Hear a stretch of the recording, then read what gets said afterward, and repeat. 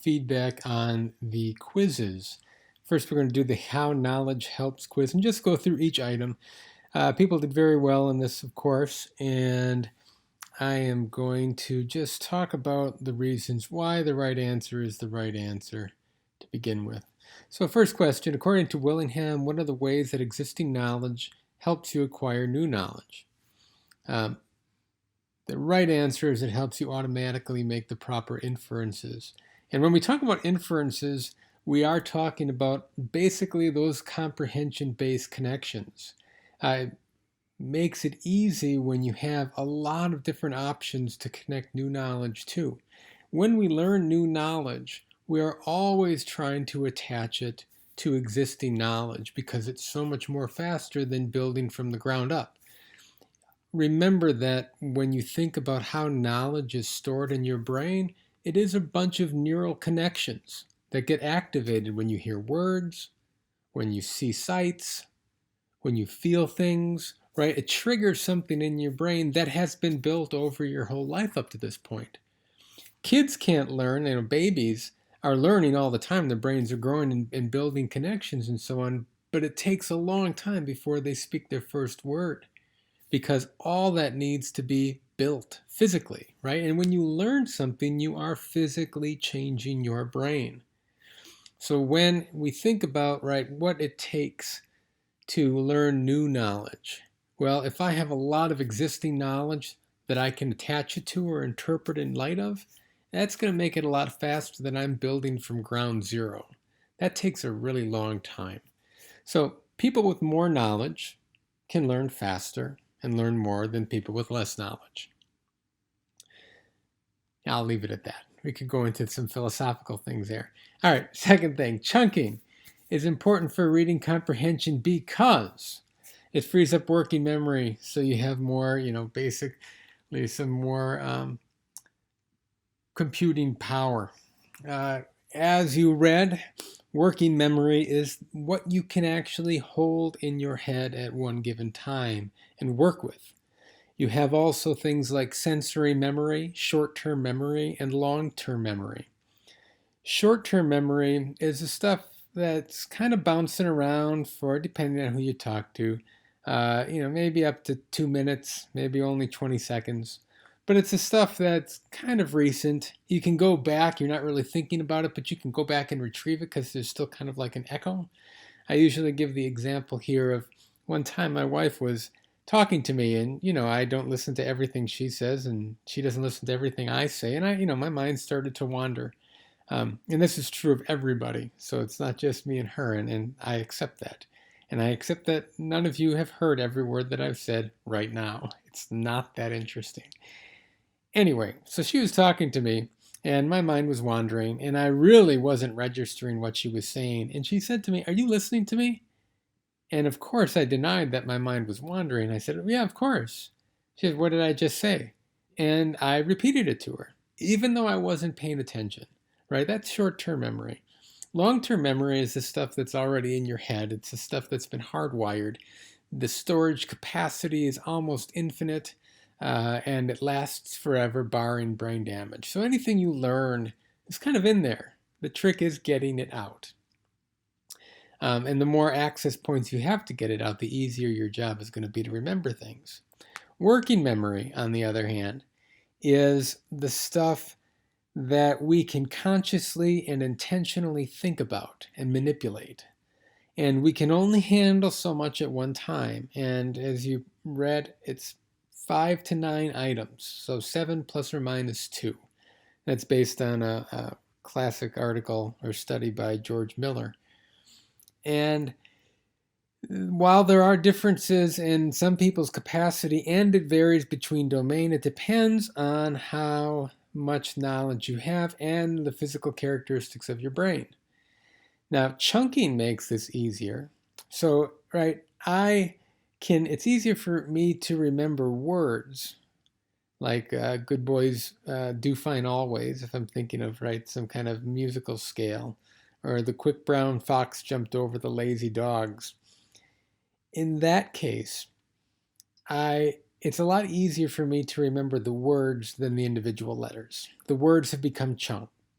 Even letters have become chunks, because when I look at the letter E, I'm not saying to myself, if it's a capital E, there are 3 horizontal lines and 1 vertical line arranged in this particular way, and the spacing is about equal. I don't have to do all that. I see it as an E. Just like when you are chunking the words that I'm saying, right? When it's your native language, it happens automatically. Your brain splits apart the sounds, separates them into words, and you have this feeling as though there are spaces between the words that you're saying. But when you listen to somebody speaking in another language you don't understand, you can't tell the difference because it is literally a stream of words. It's just a bunch of sounds, unless they pause every now and then like I'm doing.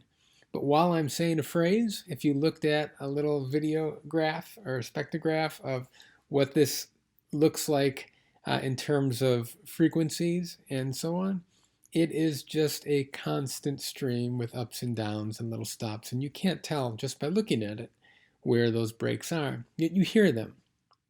And so when we think about chunking, we are trying to make things so automatic that you get a bunch of stuff in one package.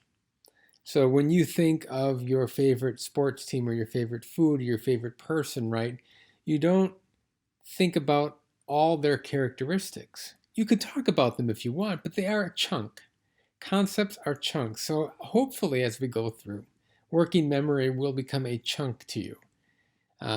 Memory systems might become a chunk, and you can think, oh, well, I can split that into working memory, short-term memory, long-term memory, and sensory memory. When we're thinking about how do we build chunks, well, it just takes a lot of practice. It's rehearsal. It's doing things over and over until it becomes automatic. It's kind of like driving your car. It's kind of a psychomotor or physical knowledge of doing or how to, about how you can attend to things. And as I like to say, most of you, when you drive, you don't even realize that you're driving because you're thinking about other things. All that has become automatic. And that's what your job as a teacher is to do. Try to get some things to become automatic for your students. This next one here, some people had some trouble with. Right? Knowledge helps you create new information, because some people chose this along with chunking. And let me see if I can actually get this to show the whole answer. Nope, that's not it. Nope, won't do it. Anyway, the problem with this is that it talks about being slow, deliberate, and intentional, and so on. That would require more working memory capacity, but it requires less. The more you know, the less hard you have to think. Some people chose this one. None of the other answers is correct. Well, this one is, so that rules that one out. And then the weaker networks created by knowledge lead to quicker processing and so on. Well, there's stronger networks created by knowledge, so that's what's wrong with this particular option. The real answer is that the rich networks create memories that are very resilient to forgetting and very easy to integrate new information to. And when you think about, right, all the knowledge you have, new knowledge is kind of floating around it, trying to find an access point or something to latch onto. And the more knowledge you have, the more options new knowledge does have. The easier it is to attach, and the better you can understand it, because it'll probably attach in multiple places. And now you have an automatic comprehension-based network. How does knowledge improve thinking? Everyone got this one right. I'm not going to spend a lot of time on it. Let me move this back here. Why should facts be meaningful? In this case, right, you're trying to access existing knowledge networks. So if I tell you a fact, it's less likely that you will remember it if it had nothing to do with anything you care about. But if I tell you why it matters to you, one, I've already built in a bit of comprehension. I built in multiple connections. When I think about how it relates to you in particular rather than other ideas, our best networks are about ourselves. We think about ourselves probably more than anything else in the world, right? And all of our experiences, all of our thoughts, our perspectives, right? Our hopes, dreams, all that stuff. If I can attach new knowledge to that, that's a good in. That is a solid connection. So when we talk about trying to make things relevant for our students, it's not really just to get them motivated, which matters too, but it also is about trying to connect it to existing knowledge. So there's a really strong cognitive structure behind it. How does the fact that knowledge makes thinking faster relate to Bloom's taxonomy? The higher up you go on the taxonomy, the harder you have to think, the more capacity it takes. If I can take, right, when you're learning something at first, it's kind of like you're doing some kind of comprehension application or analysis task. And as I'm learning those things, it becomes easier and easier, right? So once I build in my comprehension, well, all those connections are actually now just kind of recall existing connections. And it's there for me to access when I need to. When I learned something the first time, and this is really right about this idea that knowledge helps you circumvent or get around having to think. Once I've solved the problem, I don't have to solve it again. So the task is less cognitively demanding. If you go to the doctor, right, and you have a new virus or an existing virus that's very well known, symptoms are very clear cut. They don't have to think hard about what you have. They know because they've seen it 1,000 times. When you're a teacher, right, and the student's having a problem with the concept, the first year you're teaching, and some of you have said this when we met last week, it's interesting to find out why people are doing things wrong and how their minds are working. And then you can try to help them, right? That's key. That's what it's like the first year or the first 2 years. But as you go through, you've kind of seen it all before. And oh, students have this kind of problem. Or you better yet build it in to your lesson plan and kind of head everyone off at the pass. Give your initial introduction. Then say, now, a common mistake that some people make, usually a third of the people, is this. And this is why it's not this, and this is how you get around that. Another common mistake that you make is this. And you go through and you kind of preempt enough. Students will still make those mistakes. But they've been pre-warned, you know what to look for, and it will be very rare where there's a new pattern that you have to try to figure out. The final question is always the one that causes people the most grief, this whole idea of the chess players. And in this case, right, it's the same thing that was really covered in the last question. I see that I'm going to win in 15 moves because I've played this part of the game. I've been in this game 100, 1,000 times before. I know it's going to happen. I don't have to think about it. I remember the solution. There's no real active processing. It's just it's a more complicated chain. But just like memorizing a single sentence versus memorizing an entire poem, right, or a short story, they're still all recall. They just have more to recall. And there's a larger script, so to speak. So in this case, when they get to that point and they've been in a game they've seen and recognize very well, it is no longer higher level thinking. When they're out of book, so to speak, that's what the chess people call it, and they're in a game that's never happened before, then it's total active processing. But opening moves, not really thinking that hard, right? You kind of got your standard set that you're going to do. When you get down to the end game, not a lot of thinking either because you've been there a million times. Checkers is probably a better case. You get down, if you ever play checkers, you get down to the last few pieces and it's just kind of the same old routine. You know exactly what to do, don't have to think about it. You just move things around without even realizing you're doing it. So anyway, that's some feedback and some finer points on the content of this item. I will be posting another video that talks through a couple of the issues in the Willingham article in a little more detail, but it won't be overly burdensome. Use this feedback, post questions if you have them. I'll be putting that up today about these two articles in particular, and make sure they get answered prior to taking those last quizzes. Again, you get 2 chances. I'll take the average score, and hopefully that will make up for the fact that we can't have a real-time back and forth about this. Feedback on the critical thinking quiz. I hope you found that article pretty interesting. I think it's a good one, and hopefully it at least gave you some value going forward. As we talk about this, I'm going to again talk about why the right answer is the right answer, and I'm going to kind of augment each question with a little bit more information. All right, so the first question, the ability to focus on the deep structure of a problem requires is most strongly associated with which level of cognition?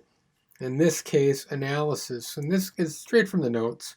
Comprehension doesn't really have anything to do with the deep structure. I can understand something or comprehend something in a very limited way. It just means that I have a couple connections going, right? And I don't need to understand anything about the deep structure. Sometimes, if I'm trying to think about the deep structure, right, it's important that I understand the deep structure, but that's not analysis, and that's comprehension. And comprehension doesn't necessarily involve the deep structure. Analysis, on the other hand, requires the student to know something about the deep structure. Again, the big difference between application and analysis is that with application, you have a skill or a set of skills, and you tell the student what to do. Perform these skills, do these things, demonstrate this knowledge, and then they do it. The key thing that shifts with analysis is that now the student is required to recognize what kind of problem it is and what is called for in terms of strategies, knowledge, procedures, or whatever, right? So analysis, synthesis, and evaluation all require something about the deep structure. Application, comprehension, and recall do not. They can involve it, but they don't require it. Second question, which of the following statements represents a meaningful connection between both Willingham articles, this one and How Knowledge Helps? In this case, it's the idea that in order to do the higher level stuff, you need a bunch of lower level stuff. In order to do analysis, synthesis, and evaluation, you need to have lots and lots of background knowledge. Otherwise, you're not really doing it. Brings us to the third question. Jimmy has studied American short stories for 2 years. Recently has been learning how to critically examine short stories in his American literature class by considering the historical content and context in which the stories are written, the author's point of view, symbolism, and the author's intended audience. So again, this is kind of the deep structure of a criticism. He does very well, but when he is asked to critically examine a new historical text about the French Revolution, he has a very difficult time. He likely fails because, in this case, he lacks sufficient background knowledge to employ the strategies he has, and they might not even be the right strategies. Because he's talking about a whole new content area, he's not going to be successful. The key thing here is that he's not focusing on the surface structure of the problem. He's looking for the deep structure. He's looking for these different elements, right? But because, one, it's not fiction or realistic fiction or anything like that, and because it's in a whole different area where he doesn't know anything about it, he's going to have some problems. But he's not focusing on the social surface structure. I also here want to make the point that I want you to make sure you understand the difference between the deep structure and the surface structure, and there's going to be a bonus assignment worth a good number of points for you to demonstrate it. I talked to each one of you about your interests and so on, and I'm going to give you an assignment where you can or have the opportunity to describe the deep structure of something you really enjoy. Now, when we talk about deep structures normally in this class, I talk about how movies have a deep structure, right? There's a way that movies are constructed.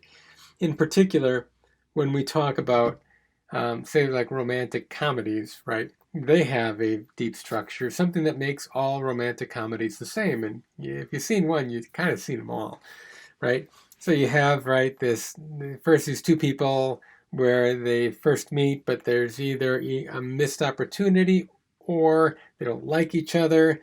Then something else happens. They go about their daily lives with different conflicts. They get together, things start going well, they have a big falling out, right? That's the big crisis.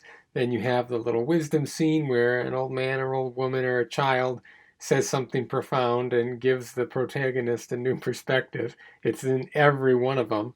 And then they go back and you have this resolution. That's romantic comedy. Action movies have their own deep structure, right? Songs on the radio have a deep structure.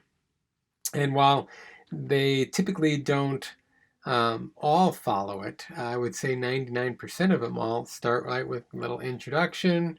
You have first verse, second verse, chorus, third verse, key change, or chorus, key change, chorus, and ending. And that's the formula. That's how you write a song. When we think about anything, we can think about what the deep structure is. Now, the surface structure is just the details. So in romantic comedy, it's the specific characters, their names, the location, the exact conflict that does happen, and so on. With songs, it's the specific words and music and beat that goes with it, right? When we're thinking about more common objects like tables and chairs and so on, right? All tables have something in common, but they can look very different. They don't have to have 4 legs. They can have 2 or 3 or 1, right? In some cases, they might not have any. They're suspended from the ceiling.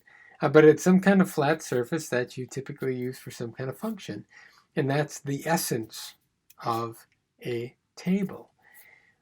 It can look very different, and the surface structure would be the specific material, the specific shape, the specific angles, and so on. So make sure that you understand the difference between the deep structure and the surface structure. I will have a little 5-minute assignment for you to do, where you tell me about the deep structure of something and a surface structure example. All right, next question. Which of the following will likely not lead to the development of critical thinking skills? In this case, the way that you build critical thinking is, one, you need to build the deep structure, and you do that by exposing people to many different surface structures of the same deep structure. Otherwise, you can't get the concept. So in other words, if I want to understand what a dog is, I need to look at a bunch of different dogs, not just one specific dog or even one type of dog. If I want to go further with that, I can recycle some of the things that I use. In other words, I can look at, if I'm looking at one surface structure in one sense, say dogs, and I'm looking at golden retrievers, I can look at several golden retrievers to show that there's even variation within a specific type. But I also need to go outside that as well. So in this case, right, the thing that won't help is keeping things simple by using a single example. You cannot build a concept with a single example. You need something to compare it and contrast it to, so you can see the essence of what multiple things have in common for the deep structure. When learning material, which of the following memory strategies is most likely to develop critical thinking? Elaboration. Again, this is the idea that you start connecting things and concepts to things you already know. Don't need to talk about that. Which of the following statements is true? There are some critical thinking skills that can be employed in any context. Somebody usually goes with this even though it says that's not true in the text. But the right answer is that there are thinking strategies that can be learned that make critical thinking more likely to occur. Again, I can't state enough that critical thinking is a complex skill, and it looks different in different problems and in different domains. And so there's no one great critical thinking skill that you can teach that will work in every situation. Critical thinking requires a different approach depending on the problem that you're facing in the domain or content area you are thinking about it. In other words, critical thinking in math is different from critical thinking in literature and different from critical thinking in science. And so you have to be sure to teach people how to think critically. And the way that you do that, right, and as Willingham describes, is that you, one, make the rules very explicit. You tell people exactly how to approach a problem, and then you give them a ton of practice. And that means giving them practice with different surface structures of the same deep structure, or even multiple deep structures where they have to figure out then what kind of deep structure, what kind of problem it is. Finally, which of the following statements would William disagree with? Now, this question is challenging, mostly because of how it's worded, right? I'm asking you not which one would he agree with, but which one would he disagree with. Makes it cognitively more complex, and this is something that you have to do very carefully and sparingly. Don't do that all the time. Keep negatives out of your questions. We usually have a discussion about this one. When we think about what Willingham would agree with, right? He would agree that Piaget's timetable for his stages of development are not correct. He would also agree that great critical thinkers often fail to think critically. He says that very thing in the article. The thing that he would disagree with is that teachers should not realistically expect that students can think critically at early ages. And this is one thing, right, that goes with Piaget's timetable, that little kids can think critically. You just have to set up the problem right and appeal to things in which they know or have the prerequisite background knowledge to deal with things and to solve the thing correctly. To reiterate something I wanted you to focus on as well, there are 3 things that are needed, right, for critical thinking to be occurring. One is the person needs to be dealing with something they haven't seen before, so novelty. 2, they need to be self-directed. In other words, you can't be doing a paint by numbers or following the steps that somebody else is giving out to you. It all has to be internalized. Finally, they have to be successful. So if you see something new and do things that are inside your head, but fail consistently, you can't really be said to be thinking critically. So going forward, as we get into assessing these types of things, we're going to be making sure that those elements have to be in there. Critical thinking is difficult. It takes a long time to develop. And there's never, I think, a thing as total mastery. You're always getting a little bit better. So that's it for this video. And if you have any questions, let me know.